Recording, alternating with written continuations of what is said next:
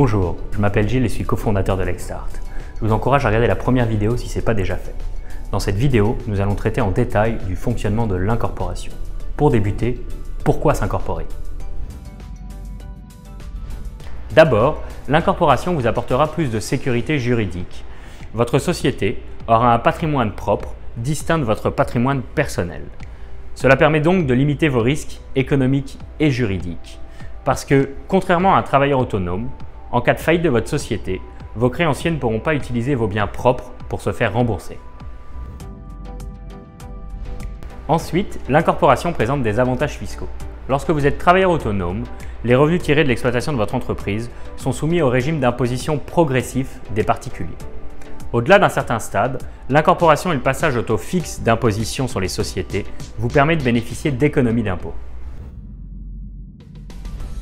Une structuration en société par action sera jugée plus attractive et plus sûre par vos potentiels investisseurs, vos partenaires commerciaux et par les banques. L'idée, c'est de rendre votre entreprise plus crédible pour les convaincre de vous financer ou de travailler avec vous. L'incorporation vous permet aussi d'émettre des actions en contrepartie d'un financement. C'est une option alternative à l'emprunt et aux intérêts bancaires. Une des étapes importantes de la constitution de votre société, c'est le choix de votre dénomination sociale, c'est-à-dire le nom qui permettra de vous identifier juridiquement et que vous utiliserez dans vos contrats, dans vos factures. Deux possibilités s'offrent alors à vous. Le choix d'un nom numérique qui vous sera attribué par le gouvernement, par exemple 1, 2, 3, 4, 5, 6 Québec Inc. ou un nom personnalisé. Si vous choisissez un nom personnalisé, il faut vous assurer que ce nom n'existe pas ou qu'il ne crée pas de confusion avec une dénomination ou marque de commerce existante. L'avantage du nom numérique, c'est que cela permet de réduire les délais et les coûts de vérification de la conformité du nom. En plus, vous pourrez utiliser un nom d'emprunt qui vous permettra de faire des affaires sous un autre nom que votre dénomination sociale officielle. Enfin, n'oubliez pas que si vous faites des affaires au Québec, votre nom ou dénomination sociale devra obligatoirement comporter une composante francophone pour respecter la charte de la langue française.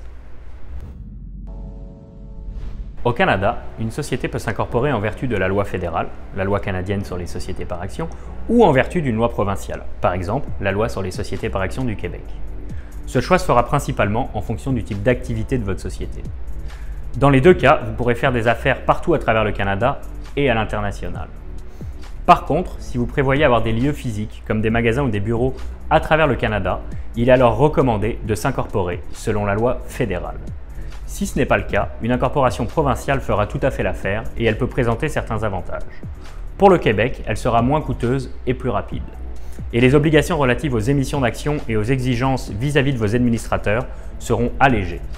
En effet, selon la loi fédérale, au moins 25% de vos administrateurs devront être des résidents canadiens au sens de la loi sur l'impôt. Les actionnaires sont les propriétaires de la société. Ils sont responsables seulement à hauteur de l'apport qu'ils font dans la société. Cet apport peut prendre plusieurs formes. Il peut être en argent, en biens, en connaissances ou en activité. Les actionnaires sont ceux qui élisent les administrateurs. Les administrateurs, eux, supervisent le fonctionnement global de la société. Ils sont responsables des actes de cette société. Leur responsabilité est donc plus large que celle des actionnaires.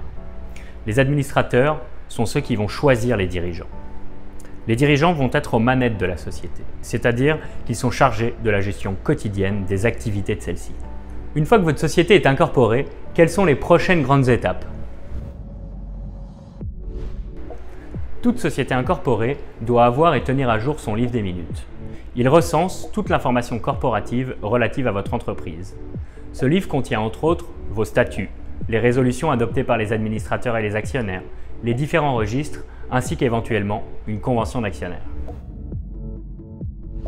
La convention d'actionnaire a pour objectif de réglementer et de structurer la relation entre les actionnaires et la société. Elle permet d'anticiper les nombreux événements qui pourraient surgir au cours de la vie de la société et de prévoir les procédures à suivre s'ils se produisent. Une fois votre société incorporée, il faudra procéder notamment aux étapes suivantes. Ouvrir un compte en banque pour votre société, mandater un comptable pour la production de vos états financiers, inscrire l'entreprise au fichier de la TPS-TVQ et aux déductions à la source si vous avez des employés. Annuellement, vous devrez penser à 3 choses. Produire vos états financiers et votre déclaration d'impôt, produire vos rapports de taxes et de déduction à la source et faire votre mise à jour annuelle. Si jamais certains changements intervenaient en cours d'année, comme un changement au siège social, un changement d'administrateur, d'actionnaire ou de dirigeant, vous devrez informer l'administration et rédiger des résolutions que vous ajouterez à votre livre des minutes. Maintenant, vous devriez savoir le fonctionnement d'une incorporation. Dans la prochaine vidéo, nous aborderons le fonctionnement LexStart et comment nous pourrions vous accompagner. Merci et bonne continuité.